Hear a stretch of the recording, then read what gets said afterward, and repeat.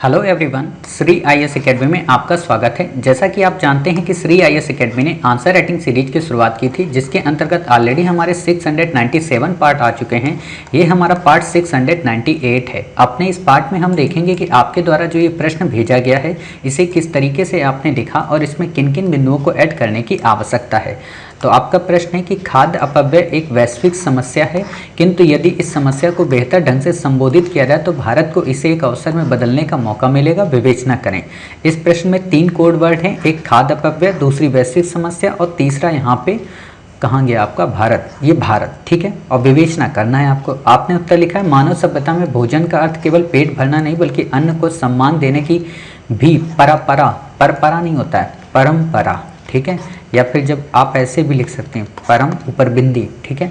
किंतु भारत से विश्व स्तर पर घरों के अलावा बाहरी कार्यक्रमों जैसे विवाह, जन्म मरण जैसे आदि समारोह में, अब देखो 2 बार जैसे आ गया है ना। आप ऐसे बताएंगे कि जैसे विवाह, जन्म मरण आदि समारोह में भोजन की खूब बर्बादी होती है। इससे न केवल भोजन का अधिकार प्रभावित हो रहा बल्कि खाद्य अपव्यय एक वैश्विक समस्या बन चुकी है। देखो, आप भारत को बता रही हो, लिख रही हो विश्व को, तो विश्व के बारे में बताइए। भारत को एकदम से बदनाम मत करिए, ठीक है। मोदी जी नाराज हो जाएंगे। आपने लिखा है संयुक्त राष्ट्र के खाद्य अपव्यय। संयुक्त राष्ट्र लिखने की जरूरत नहीं है, यूएन ही लिख दिया करें इंग्लिश में। यहाँ पे देखो इंग्लिश चल जाएगी, ठीक है। यूएन के खाद्य एवं कृषि संगठन की रिपोर्ट, ये लड़की की तरह इसके साथ बिहेवियर किया जाता है, एफएओ के साथ, ठीक है। की रिपोर्ट के अनुसार पर्याप्त खाद्य उत्पादन के बावजूद लगभग 190 मिलियन भारतीय अल्पपोषित हैं। इसे आप फर्स्ट में लाएं, ठीक है, और इसे आप लास्ट में लाएं, ठीक है। तभी आपका उत्तर डायरेक्ट हिट करेगा। पहले आपको एक्सप्लेन करना होता है जो सामने स्टेटमेंट आपको दिया गया है। इतना ही नहीं, प्रत्येक तीसरा कुपोषित बच्चा भारत से है।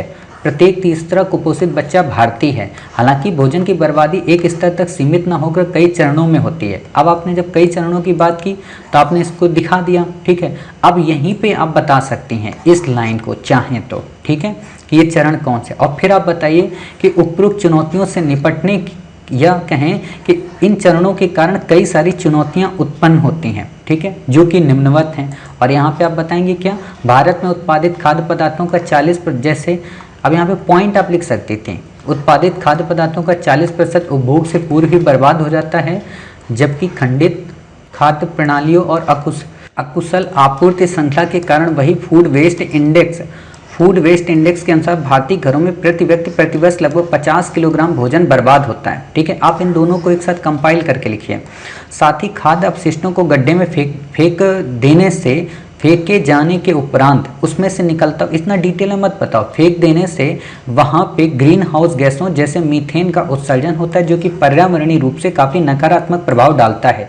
ये स्थिति कोविड-19 के समय में तो और भी चिंताजनक बन गई। ऐसे बताइए, ठीक है। क्यों? क्योंकि कोविड-19 में बाजार में मंदी आ गई, परिवहन बाधित हो गया, जिस कारण गोदामों में लगभग 65 लाख टन से भी ज़्यादा का अनाज सड़ गया, ठीक है। ऐसे बताइए। जबकि उसी समय कई मजदूरों को 2 वक्त का भोजन भी नहीं मिला, ठीक है। अतः उपयुक्त समस्याओं का जल्द से जल्द समाधान करने की आवश्यकता है, जिसके लिए निम्न उपाय अपनाए जा सकते हैं।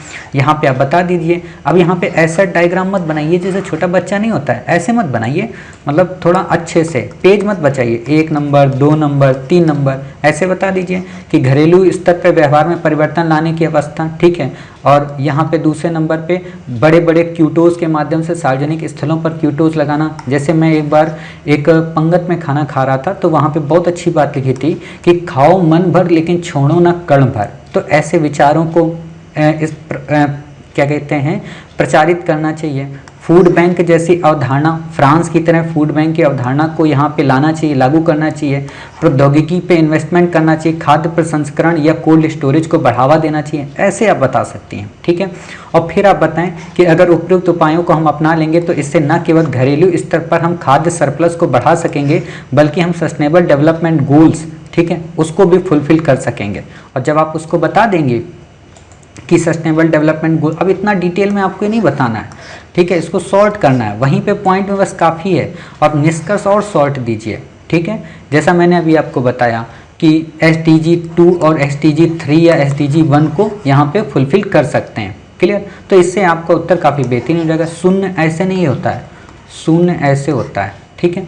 क्योंकि अब यहाँ पे डिटेल मत बताइए कि SDG का मतलब पूरा डिटेल क्या है, क्योंकि फिर इससे आपकी जो वर्ड लिमिट है वो क्रॉस हो जाएगी, और वर्ड लिमिट आपको बिना क्रॉस किए हुए अपने उत्तर को बेहतरीन बनाना है। ठीक है, तो उम्मीद है आप समझ गए कि वास्तव में आपको अपने इस उत्तर में किस तरीके से भाषा शैली को लिखना है और कैसे इसको शॉर्ट में करना है। और कोशिश ये करिए कि जैसे आप ये भूमिका लिख देती हैं ना, इस भूमिका पे इतना समय वेस्ट मत करिए, क्योंकि ये 150 वर्ड के आसपास होता है या 250 के आसपास होता है। इसमें विश्लेषण को ज़्यादा महत्व दीजिए। ठीक है, और 250 के आंसर को कोशिश किया करिए 200 वर्ड में लिखने की, क्योंकि एग्जाम में अगर आप ऐसे करेंगे तो आपके 2-3 आंसर एक्स्ट्रा और अच्छे से हो पाएंगे। ठीक है, तो उम्मीद है आप समझ गए पूरे उत्तर को किस तरीके से कोड करना है, कैसे विश्लेषित करना है। और ये डायग्राम साइड में मत बनाइए, डायग्राम बीच में बनाइए, और इतना डेकोरेट करके मत बनाइए डायग्राम को। अगर बनाना है तो ऐसे करके आप, ठीक है, ऐसे आप लोग तो लड़कियां तो मतलब बहुत अच्छे अच्छे फ्लावर बना लेती, मेहंदी वगैरह के।